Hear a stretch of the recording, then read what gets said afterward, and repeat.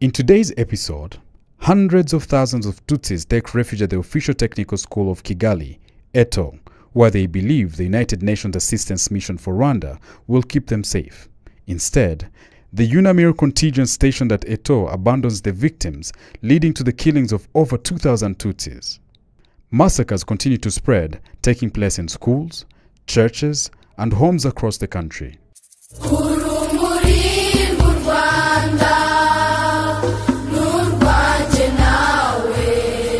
April 11, 1994. Massacres perpetrated against the Tutsi in the former Kigali city, Byumba, Cyangugu, Kwibuka prefectures. The withdrawal of the Belgian contingent from ETO Kicukiro, Kigali, the massacres in Kicukiro and Nyanza Kicukiro. The Technical School of Kigali, ETO in acronym, was managed by the Salesian Fathers. Since 1963, the Tutsis had taken refuge there and were well received and assisted. As soon as Tutsis took refuge there on April 8, 1994, they were gathered in the same place and they were shot. In particular, they were shot with arrows until April 11, 1994. They were brought to the place named Nyanza of Kicukiro, where they were systematically massacred. In 1994, within the ETO compounds, there was a post of UNAMIR troops who had come in the framework of peacekeeping. That's why the Tutsis had taken refuge there in large numbers, hoping to be protected by these well-armed UN soldiers. Afterwards, UNAMIR abandoned them in the hands of Interahamwe and soldiers ready to massacre them on April 11, 1994. Colonel Rusatira Leonidas brought in numerous soldiers who prevented the Tutsis from fleeing to join the CND, the Rwandan parliament where the RPF soldiers were accommodated. The Tutsis were killed little by little.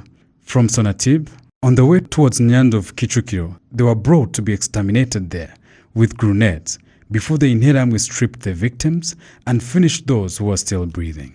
The Belgian contingent stationed at ETO was led by Lieutenant Luc Lemaire, himself commanded by Lieutenant Colonel de Wez, himself under the responsibility of Colonel Luc Marchal, deputy of General Dallaire, commander of UNAMIR. They are the first to be held responsible for the massacres of 2,000 killed on April 11, 1994. Massacres at the Church of Kiziguro Catholic Parish, Byumba Diocese. From 7th to 10th April 1994, the Tutsi coming from different localities began to take refuge in the Church of Kiziguro, where they were told that they were going to be protected. But they were luring them to gather in large numbers because on April 11, 1994, they were killed. The massacres lasted from 10 a.m. to 4 p.m.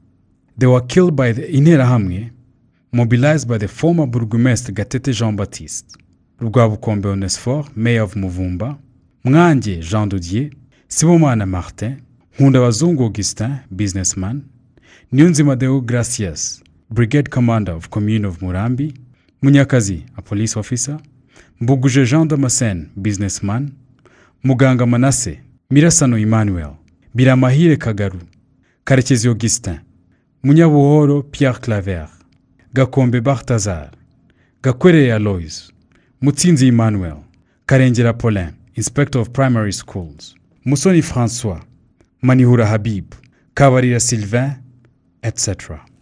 These massacres were supervised by soldiers from Gabiro military camp, sent by Major Nkundie Leonard, the former commander of the Presidential Guard of Habyarimana.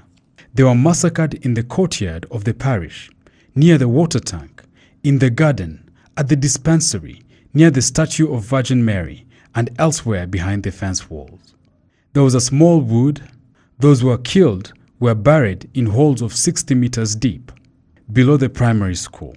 Many Tutsi were thrown in the pit, and most of them were thrown in alive. Dr. Gwamakuba Emmanuel, Sekamana, and Fidel Karangwa, aka Gasongo, as well as others from Kiyombe, are often cited among those who were killed near the pit. Massacres of Tutsis at ADPR Shagasha, Cyangugu. The Shagasha ADPR was a church where many Christians went to pray, among them many Tutsis, which is why they took refuge there. The Tutsis who took refuge in the ADPR were women and children. The men feared they would be killed there.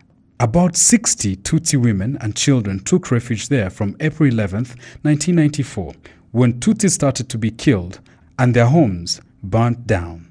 Even if there were women and children, the Interahamwe would come and select male children to go and kill them. In order to prevent them from being killed, they were dressed in girl clothes. In addition, male Tutsis who had been captured in Shagasha, Munyove, Rwahi sector were brought at ADPR Shagasha to be massacred. Many Tutsis coming from these sectors were thus killed at this church. In the former Gisuma commune, Unuharambuga sector, Gihinga cell, Cyangugu prefecture, currently in Nyamasheke district, Ruharambuga sector, Save cell, on April 11, 1994, almost 50 Tutsis who had gathered in Mukanagara Odette's house were all killed. They had previously been surrounded in this cell before they were all brought to this house and were killed there. In the former Nyamuhunga sector, Chimundu cell, over 1,000 Tutsis had been rounded up by Interahamwe from this locality and they were killed. The Tutsi had taken refuge there from the evening of April 9, 1994, and after numbers had increased, they were all surrounded and killed on April 11, 1994, in broad daylight. They were killed by Interahamwe who came from cells close to this sector, and by municipal police. The Interahamwe were led by the councillor of the sector, Rujigo Francois. The communal police had previously arrived at the Tutsi refugee camps, reassuring them that they were coming to protect them, while it was a trick to keep them together so that they did not flee to other places. Massacres of over 15,000 Tutsis at Hanika Parish, Cyangugu. At Hanika Parish, currently in Nyamasheke district, in Machuwa sector, nearly 15,000 Tutsis who had taken refuge there were killed in the premises they occupied. The premises of the priests, the health center, and the nutritional center, locals who all belonged to the Hanika parish. Among the Interahamwe who killed them was Alphonse, aka Rasta, son of Pasteur, who was a soldier. It was he whose grenade killed Tutsis, Ngoboka Xavier, and Gashema, the son of Wasabose. The latter was an employee of Gatera Fabien. Among other Interahamwe are Hatungiyaremye Joseph, Hanyurwa Valens, Nyirabahizi Oscar, Michel Bahimaya, Mukono, a trader in Chirambo, who offered beers to the Interahamwe so that they could go and kill with high morale. The Tutsis of the Gatarik commune began to take refuge in the Hanika parish on April 8th and 9th, 1994. They had noticed that the Hutus had started to form groups and to denounce Tutsis, saying they had killed the father of the nation. In other words, President Habyarimana. On April 9th, 1994, a young man who had been killed with a sword by one of his neighbors was buried on April 10th, 1994. In that locality of Muramba Jitwa, the Tutsi who attended the funeral were mocked by Hutus who told them that now they were going to bury theirs forever. On April 11th, 1994, the burgomaster of the former Gatari commune, Rugwizangoga Fabien, arrived on the scene around 12 noon. He had just met with Emmanuel Bagambichi, the prefect of Cyangugu. Sometimes later, around 3 p.m., when the burgomaster had just left the locality, a group of killers attacked the Tutsi refugees to massacre them. Among the killers was a woman by the names of Margarita, who had been a counselor even before the outbreak of the Liberation War in 1990, and who was reputed to have imprisoned many Tutsis on the false pretext that they were accomplices of the Inhotanyi. Massacres of Tutsis at Midiho, EAR, Nyagatovu, Kayonza, Kibungo. In Mukarangi sector, at Midiho, in Nyagatovu cell, on April 11, 1994, more than 200 Tutsis who had taken refuge at EAR Nyagatovu were killed. And the leader of the killers was a merchant, Kanyengoga Thomas, from Kayonza shopping center. Until today, the bodies of the victims of these massacres have never been found to be buried in dignity.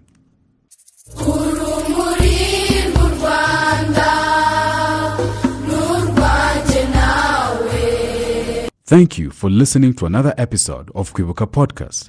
As always, make sure you leave us a review, sharing what you like about the podcast, and share with others who would be interested in listening.